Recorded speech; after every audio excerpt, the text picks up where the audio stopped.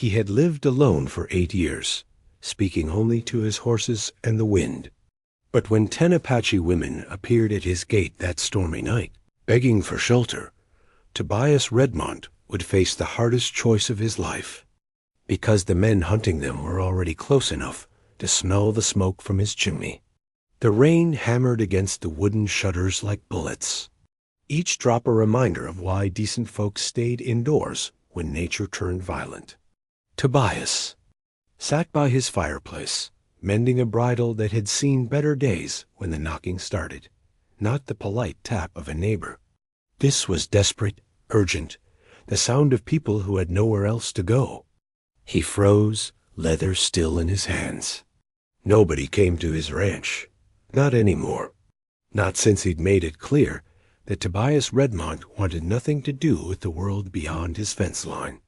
The knocking came again, harder this time, accompanied by voices speaking in a language he recognized, but hadn't heard in years.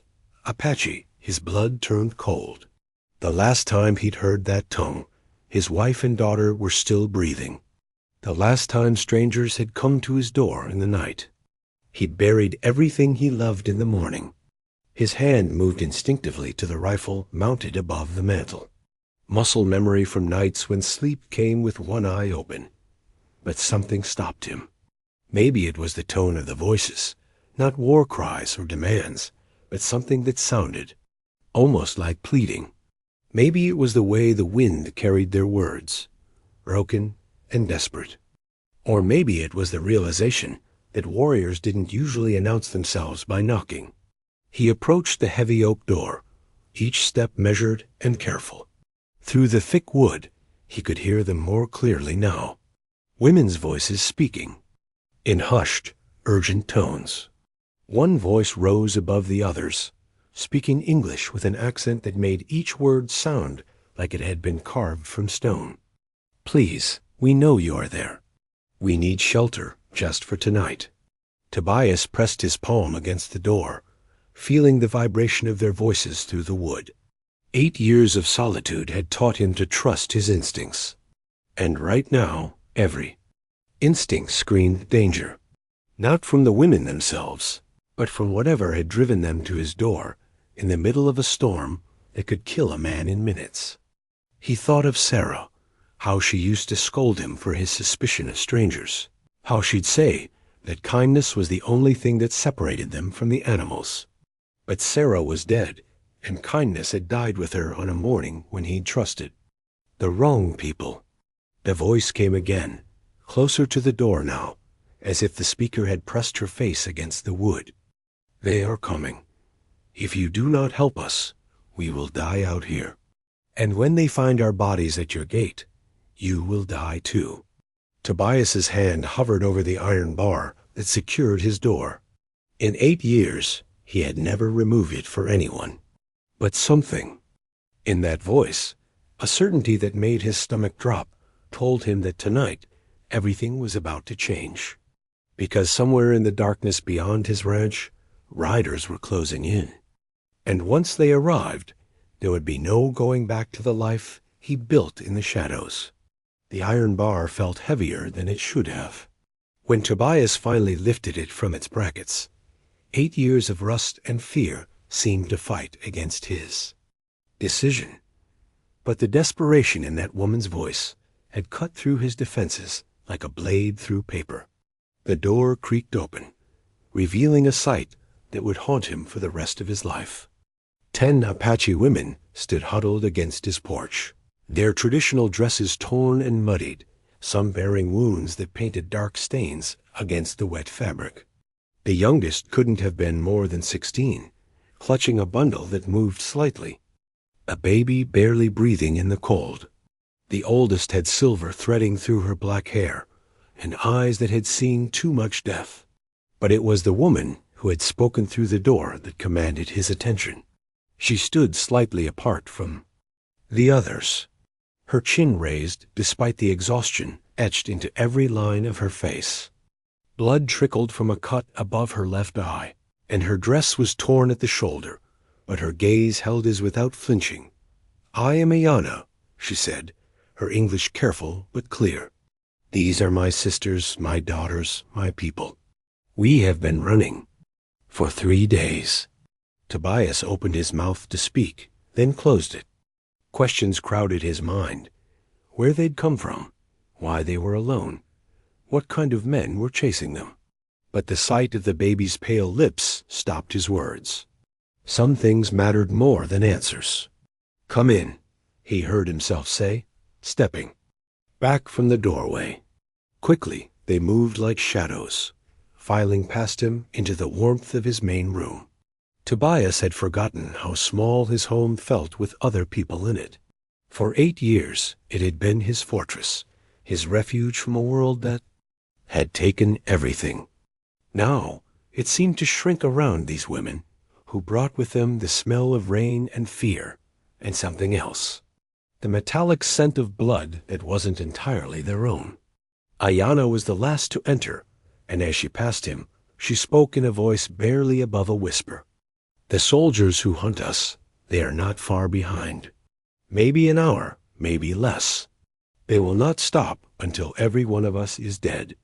Tobias closed the door and slid the bar back into place, knowing it was probably useless now.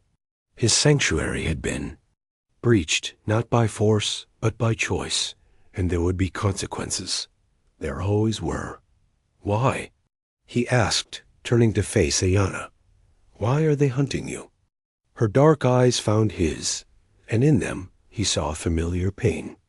The look of someone who had lost everything and lived to tell about it. Because we ran instead of dying quietly. Because we chose to live when they expected us to accept death. Because some of us fought back when they burned our village and killed our men.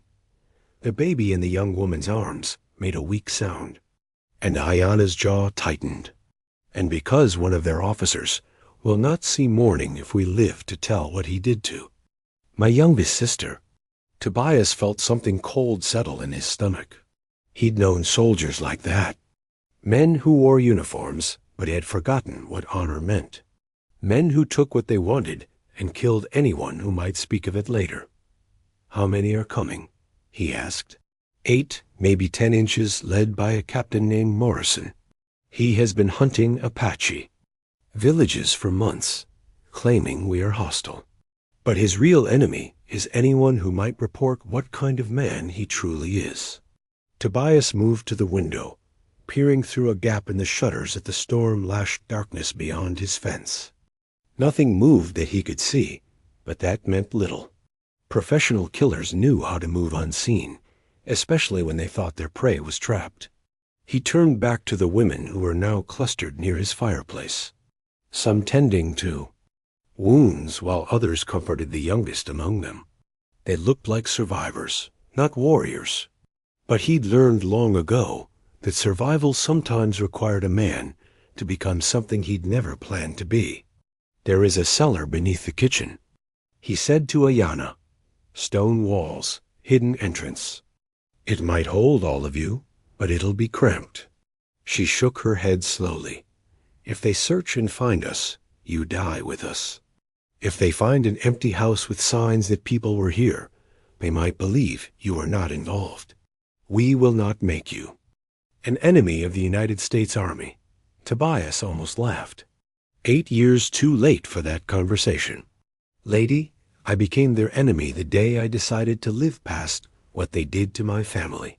The only question now is whether we run or whether we make them pay for coming here." Something flickered in Ayanna's eyes. Surprise, recognition, maybe even hope. Outside, the storm was beginning to weaken, and with it, a cover that had protected them this far, because in the distance, barely audible over the dying wind, came the sound of horses moving through mud and the low voices of men who thought they had their prey cornered. The sound of approaching horses cut through the storm like a death sentence. Tobias moved with the efficiency of a man who had survived by thinking 3 steps ahead, grabbing his rifle and a box of ammunition from the cabinet. But as he turned back to the women, he saw something that stopped him cold. Ayanna was no longer the desperate refugee who had begged at his door. She stood differently now, her posture straight and commanding, and in her hands was a knife that gleamed with more than just firelight. The other women had transformed too, some clutching weapons they'd hidden beneath their torn dresses, others positioning themselves with the practiced ease of people who had fought before. "You are not helpless," Tobias said, understanding flooding through him. "We never were," Ayanna replied, her voice carrying a hardness that matched the steel in her grip. "But sometimes it is better to let men think what they wish to think. Captain Morrison believes he is hunting frightened women who will cower and beg. He is about to learn otherwise." The youngest woman with the baby moved toward the back of the house without being told, and 2 others followed her. They knew what they were doing, had planned for this moment. Tobias realized he wasn't sheltering helpless refugees. He was harboring warriors who had been playing a longer game than he'd understood. "How many men have you killed?" he asked Ayanna directly. Her dark eyes met his without shame. "Enough to know that Morrison soldiers are not the first to underestimate Apache women. They will not be the last, but they may be the most surprised." Outside, the voices grew clearer, men calling to each other through the rain, coordinating their approach. Tobias could make out at least 6 distinct voices, maybe more. Professional soldiers, but operating in territory they didn't understand, hunting prey they had completely misjudged.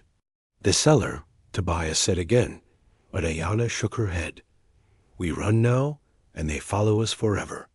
We hide, and they search until they find us. But if we end this here, tonight the hunting stops." Tobias felt something he hadn't experienced in 8 years. The cold clarity that came before violence, when survival stripped away everything except what needed to be done. These women hadn't come to his ranch by accident. They'd chosen this ground, this night, this storm. They'd brought their war to his doorstep because they knew exactly what kind of man he used to be. "What do you need from me?" he asked. Ayanna's smile was sharp as her blade. "Captain Morrison expects to find helpless women. Instead, he will find us. But when his men see a white rancher fighting alongside Apache, they will hesitate. That hesitation will cost them everything." A horse nickered close to the house, and heavy boots splashed through the mud outside. Someone was moving around the building, checking for exits, planning their assault. In minutes, they would be inside expecting to find cowering victims. Tobias checked his rifle, ensuring a round was chambered. Sarah's voice whispered in his memory, reminding him that kindness was what separated them from animals. But kindness, he was learning, sometimes wore the face of violence when it was the only thing standing between innocence and evil. "There is something else," Ayanna said quietly. "When this is over, if we survive, you cannot stay here. Morrison's death will bring questions, investigations. They will come looking for answers." Tobias nodded. He'd known that the moment he'd opened his door, 8 years of peace was ending tonight. But maybe that was how it was supposed to be. Maybe some men weren't meant to hide from the world forever. Outside, a voice rang through the storm, commanding, arrogant, certain of victory. "I know you're in there. Come out now, and we'll make this quick." Captain Morrison had arrived, and he was about to discover that some hunts end with the hunter becoming the prey. Tobias positioned himself at the front window while Ayanna and 3 other women spread throughout the main room, invisible in the shadows cast by the dying fire. The remaining women had melted into the back of the house, creating multiple lines of defense that would confuse any assault. These weren't desperate refugees. They were a coordinated war party that had been planning this confrontation for days. "Rancher," Morrison's voice boomed again, "we're tracking dangerous fugitives. Open this door, or we'll assume you're harboring enemies of the United States." Through the shutters, Tobias could see shapes moving in the darkness. Soldiers spreading out around his house, taking positions that would prevent escape. Standard military tactics, but they were operating under false assumptions. They thought they were surrounding a cabin full of frightened women, and maybe one sympathetic rancher. Ayanna appeared beside him, moving so silently he didn't hear her approach. "The one by the barn," she whispered. "He is Sergeant Blake. He was there when they killed my husband. The one near your well. That is Corporal Hayes. He held my sister down while Morrison." She didn't finish the sentence. She didn't need to. Tobias felt something dark and familiar rise in his chest. The same cold rage that had sustained him through 8 years of isolation. These weren't soldiers anymore. They were predators in uniform. And predators understood only one language. "How do you want to do this?" he asked. "Morrison will come through the front door. He always does wants to see the fear in his victim's eyes. His men will come through the back and sides, but they expect to find women too frightened to fight and a rancher too scared to resist." She handed him something. A small mirror polished to shine. "When you see the signal, take Morrison. We will handle the rest." Tobias was about to ask what signal when a new voice cut through the storm. Young, uncertain, nothing like the harsh commands they'd been hearing.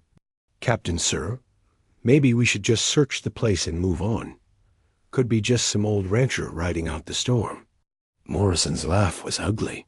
"Private Wilson, those tracks led right to this door. 10 women moving fast, leading in at least 3 places. They're in there, and so is anyone stupid enough to help them. We do this by the book, my book." Tobias heard the unmistakable sound of rifles being readied, safeties clicking off. Whatever was about to happen, it was happening now. If you were Tobias, what would you do? Open the door and try to negotiate with men who had already decided to kill everyone inside, or trust these Apache women who had turned his sanctuary into a battlefield? Tell me in the comments. I need to know which side you choose, because what Tobias decided next would determine whether justice or murder ruled this night. He made his choice. The front door exploded inward as Morrison kicked it open, his rifle raised and ready. But instead of finding cowering women, he found himself staring down the barrel of Tobias's Winchester.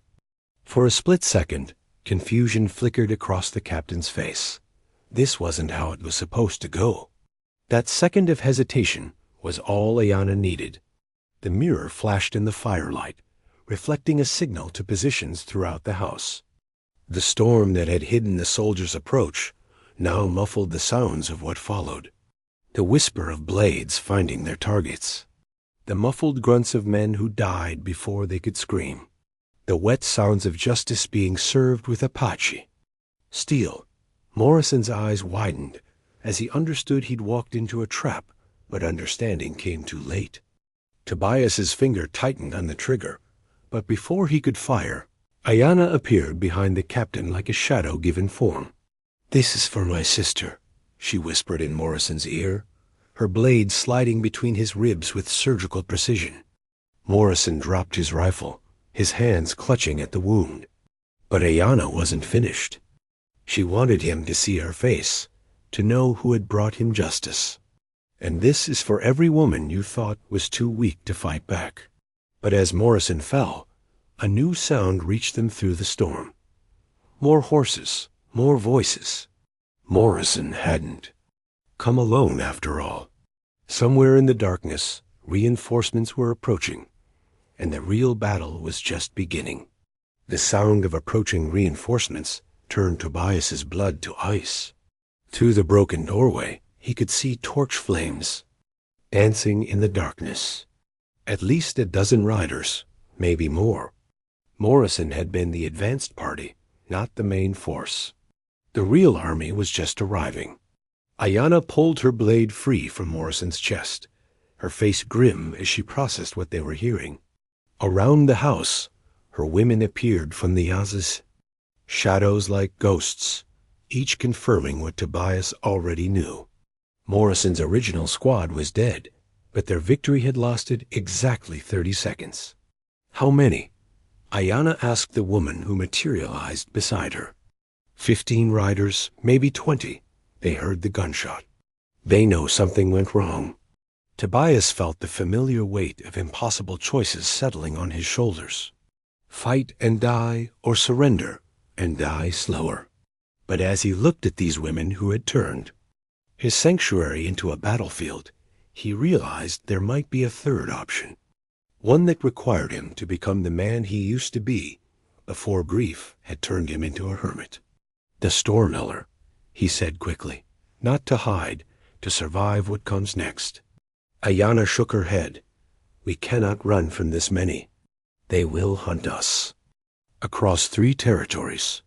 "We're not running," Tobias replied, moving toward a cabinet he hadn't opened in 8 years. Inside, wrapped in oiled cloth, were things he'd hoped never to touch again. Dynamite, fuses, the tools of a man who'd once demolished. Mountainsides to build railroads, and later other things when the war had required it. "My ranch sits on a hill," he explained, his hands working automatically to prepare charges. "Natural drainage runs down both sides. When the spring floods come, all that water has to go somewhere." Understanding dawned in Ayanna's eyes. "The dam." Tobias nodded. "I built it to control flooding, but take it out during a storm like this." He gestured toward the approaching torches. "That valley fills with 10 feet of water in minutes. Anyone caught down there dies," Ayanna finished. "But we would be destroying your home, your land." Tobias looked around the cabin that had been his prison for 8 years. Then at Morrison's body cooling on his floor. Home wasn't a place anymore. It was a choice. And his choice was to make sure these women lived to see morning. "Some things matter more than property," he said, echoing words Sarah used to speak when he'd gotten too attached to material things.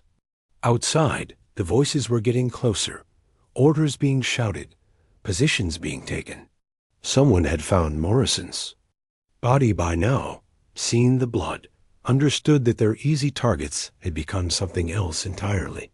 The youngest woman appeared with the baby, who had somehow slept through the violence. But now the child was awake, dark eyes wide and alert as if sensing the tension that filled the air. "Lieutenant Morrison is dead," a voice bellowed from outside.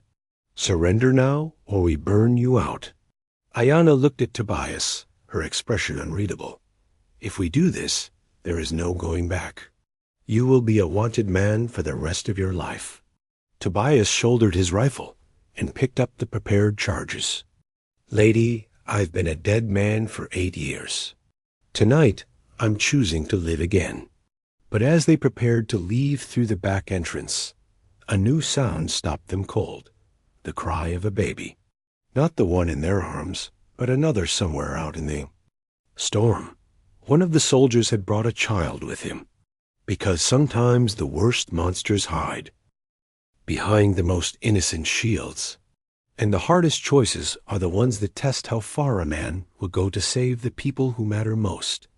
The cry of that distant baby changed everything. Tobias froze halfway to the back door, the dynamite suddenly feeling like lead in his hands. Through the broken front entrance, torchlight flickered across Morrison's body. And somewhere beyond that light, an innocent child was caught in the middle of a war that had nothing to do with them. Ayanna grabbed his arm, her grip iron strong. It could be a trick. Soldiers have used such things before. But Tobias shook his head. He'd heard too many real cries in his life to mistake the genuine terror in that small voice. Someone out there, probably one of Morrison's men, had brought their own child on what they'd expected to be a simple murder mission. Now the child was about to pay for their father's sins. "We can't blow the dam," he said quietly. "Not with a baby down there." Then, "We all die," one of the other women hissed. "My daughter's life matters as much as that one." She was right, and Tobias knew it. But some lines once crossed changed a man forever. He'd been walking the edge of that line for 8 years. And tonight he either stepped back or fell off completely. "There's another way," he said, setting down the explosives. "Harder, more dangerous, but it keeps everyone breathing." Aliana's eyes narrowed. "Tell me, we make them think we're trapped. Make them overconfident. They'll send men to flush us out while the rest stay back with the horses." And he paused. "And whoever brought that baby, that leaves us outnumbered 3-1. In a fair fight, yes, but this won't be fair." Tobias moved to another cabinet. This, one containing items that spoke to a different kind of warfare. Calrips, iron spikes designed to horses. Trip wires that could break a man's neck in the dark. Bear traps that had never seen a bear, but had tasted human flesh during the war. 8 years ago, I turned this place into a fortress because I was afraid of dying. Tonight, we're going to use those defenses to make sure other people live. Outside, the voices were organizing. Someone was taking command, probably Morrison's second. Orders were being given, positions assigned. They had numbers and training, but they were operating in the dark, on ground Tobias knew like his own heartbeat. "How do we divide them?" Ayana asked. "We give them what they expect. A last stand. Barricade the front. Make noise. Make them think we're cornered and desperate. Half their force will come for us. The other half will stay back to secure the retreat." Wrote, and then Tobias smiled. And it wasn't a pleasant expression. "Then we show them the difference between hunting frightened women and fighting people who've got nothing left to lose." The plan was simple, brutal, and completely insane.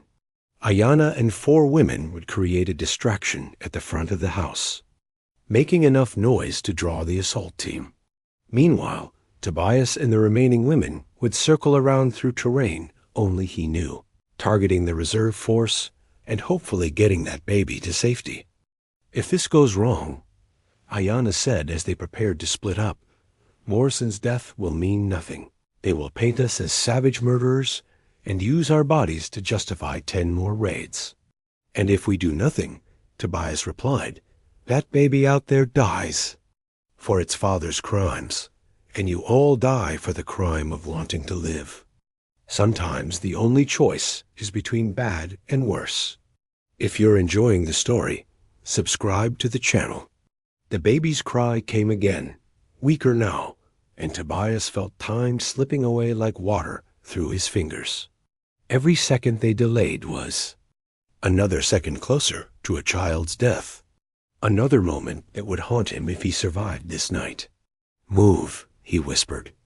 As Ayana and her team took positions at the front of the house, Tobias led the others into the storm through his back door. The rain was lighter now, but the ground was treacherous, and one mistake would alert the soldiers to their flanking maneuver. But as they crept through the darkness toward the sound of horses and hushed voices, Tobias realized he'd made a critical error in judgment.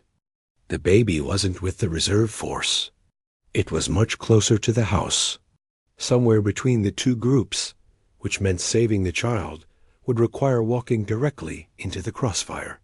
The baby's cries were coming from a wagon positioned between the house and the soldiers' main camp. As Tobias crept closer through the mud and darkness, he could make out the shape of a military supply cart. And beside it, a woman hunched over something small and moving, not a soldier's wife. This woman wore the rough clothes of a camp follower, probably a Lairises or cook, who'd been forced to bring her child on what should have been a simple mission. Tobias signaled for the Apache women with him to hold position while he moved closer. Through the rain, he could hear the woman's desperate whispers as she tried to calm the crying infant. She was trapped between 2 forces about to collide, with nowhere to run and no way to protect her child from what was coming from the house. Came the sound of Ayana's distraction. Gunshots, shouting, the crash of furniture being overturned. It was working. Through the darkness, Tobias could see soldiers moving toward the house, leaving the supply area lightly guarded. but lightly still meant 3 armed men who would shoot anything that moved. He made his decision. Rising from cover, Tobias walked directly toward the wagon, his rifle held low but ready. The nearest guard spotted him, immediately raising his weapon, but Tobias called out in a voice that carried calm authority. "Easy, soldier. Lieutenant Morrison sent me to secure the civilians." The lie bought him precious seconds. In the darkness and chaos, wearing his dark coat, he could pass for military at a distance. By the time the guard realized his mistake, Tobias was close enough that shouting would bring attention neither of them wanted. "You're not army," the soldier said, but his voice held uncertainty rather than alarm. "No," Tobias agreed, and struck the man across the temple with his rifle butt. The soldier dropped silently into the mud. The woman with the baby looked up as Tobias approached, terror bright in her eyes. She was younger than he'd expected, maybe 19, with the hollow look of someone who'd seen too much hardship for her years. "Please," she whispered, "don't hurt my baby. She's done nothing wrong." "Neither have you," Tobias said quietly. "What's your name?" "Mary." "Mary Hendricks. I cook for the men, do their washing. Captain Morrison said it would be safe. Said we were just going to arrest some women who'd stolen horses." Tobias felt anger burn in his chest. Morrison had lied to his own people, turned a cook and her baby into unwitting accessories to murder, even dead. The man was still destroying lives. "Mary, I'm going to get you out of here, but I need you to do exactly what I say."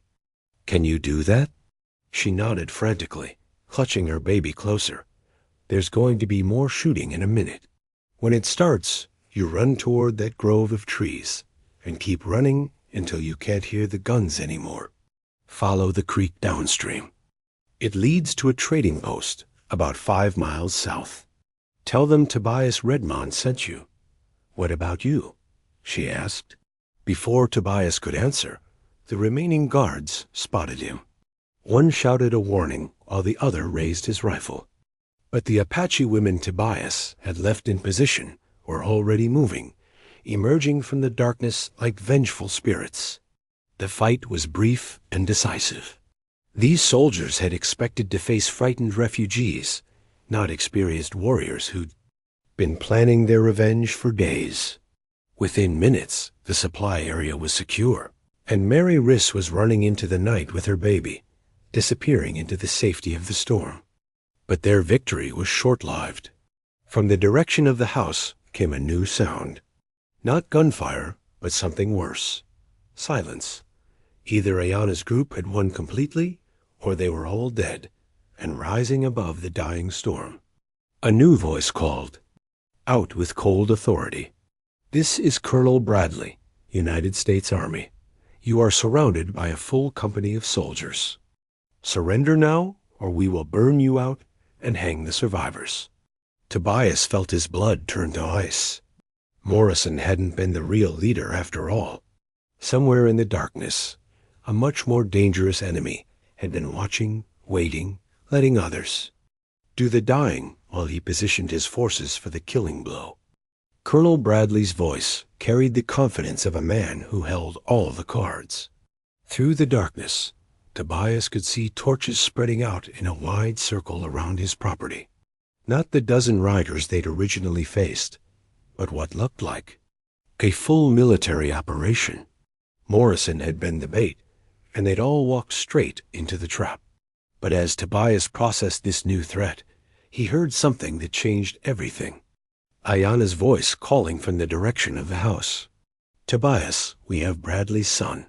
The silence that followed was deafening. Even the storm seemed to pause, as if nature itself was waiting to see how this would unfold.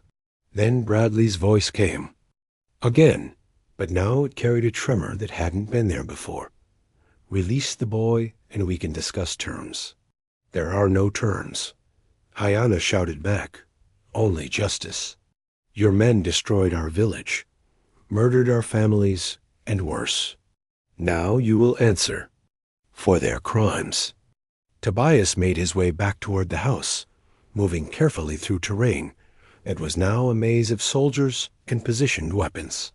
As he got closer, he could see the situation more clearly. Ayana's group had indeed won their fight, but at a cost. Two of the Apache women lay still in the mud, their sacrifice buying the others a chance at survival. Inside the house, he found a scene that would have been impossible to imagine an hour earlier. Ayana stood behind a young man in lieutenant's uniform, her knife pressed to his throat. The boy, and he was barely more than a boy, had Bradley's eyes and the same aristocratic jaw.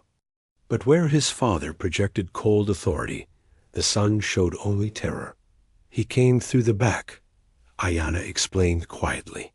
Thought he was being clever, flanking us while his father's men attacked the front. Instead, he delivered himself to U.S. The young lieutenant tried to speak, but Ayana's blade pressed closer to his skin, drawing a thin line of blood. "How old are you?" Tobias asked the boy. 19, came the whispered reply. "Same age as the cook's daughter, who just ran into the night because your father turned her into a target. Same age as some of the women your captain murdered." Tobias moved closer, studying the boy's face. "Tell me, Lieutenant Bradley, did you know what Morrison was really doing to those villages?" The young man's eyes flickered between Tobias and Ayana, understanding finally dawning. I thought we were suppressing hostile Indians. Father said they were raiders, that we were protecting settlers." "Your father lied," Ayana said softly. "We were living peacefully until Morrison came. We grew corn and raised children and bothered no one.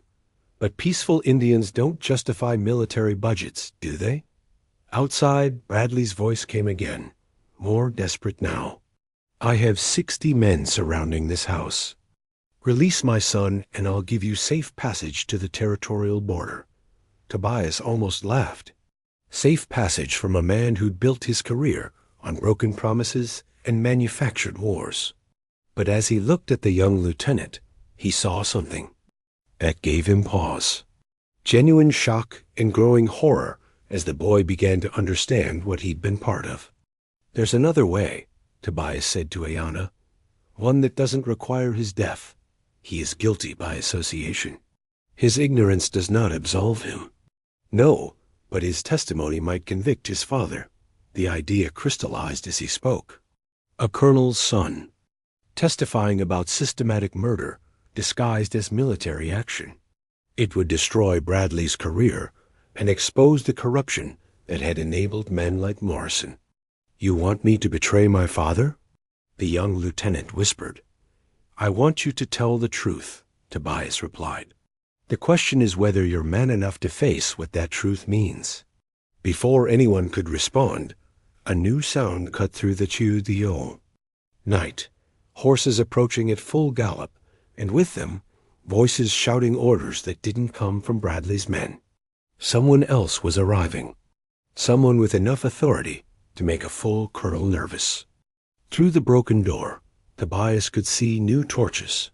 These carried by riders wearing different uniforms. Federal marshals maybe, or territorial investigators. Someone had been watching Bradley's operations, and tonight's massacre had finally drawn official attention. As understanding dawned, Tobias realized they might all survive this after all, but survival would come with a price. The truth would have to be told, justice would have to be served, and powerful men would have to fall. Young Lieutenant Bradley looked between his captors and the approaching reinforcements, then at his own reflection in the blade, still pressed to his throat. "What do you need me to say?" he whispered. "If you're enjoying the story, subscribe to the channel." Dawn broke over Tobias Redmont's ranch 6 hours later, painting the sky in shades of gold and crimson. It seemed appropriate for a night that had ended one kind of war and started another. The federal investigators had listened to Lieutenant Bradley's testimony with growing horror, documenting crimes that reached far beyond Morrison's unit and implicated officials all the way to the territorial capital. Colonel Bradley was led away in chains, his military career destroyed by his own son's courage to speak truth. The surviving Apache women were granted federal protection and compensation for their losses. Though no amount of money could restore their murdered families, Tobias stood in the doorway of his ruined home, watching Ayanna, prepared to leave with her people. The baby they'd saved, both the Apache child and Mary Hendrix's daughter, had survived the night, though the cost in other lives had been terrible. "Where will you go?" he asked Ayanna. "North to relatives who escaped Bradley's campaign. We will rebuild, but not here. This place holds too much blood now." She paused, studying his face. "What about you? Your home is destroyed. Your solitude ended. The man who lived alone for 8 years died tonight." Tobias nodded. She was right. The hermit who'd hidden from the world was gone, replaced by someone who'd remembered that some things were worth fighting for, worth dying for, worth living for. "I think I'll head west," he said. "Find some place that needs a man who knows how to build things and isn't afraid to defend them." Ayanna smiled, the first genuine smile he'd seen from her. "That cook, Mary Hendrix, she will need protection until she reaches her family in Denver. The trail is dangerous for a woman alone with a baby." Tobias understood. His first act as a man reborn wouldn't be running toward a new life, but ensuring others reached there safely. As the Apache women rode north toward hope, and Tobias prepared to ride west toward redemption, the sun climbed higher over a ranch that had seen too much death and just enough justice. Sometimes the end of one story was simply the beginning of another. And sometimes a man who thought he was finished with living discovered he was just getting started. Years later, travelers would tell stories of the night. 10 Apache women and 1 lonely rancher stood against an army and won. But those who lived it knew the truth was simpler and more complex. Sometimes the hardest choice isn't between right and wrong, but between staying safe and staying human. And sometimes when the choice matters most, being human is the only thing that really counts. Now, click on the video on the screen to hear a story even better than this one with a twist, so powerful you won't forget it anytime soon. Click on the video.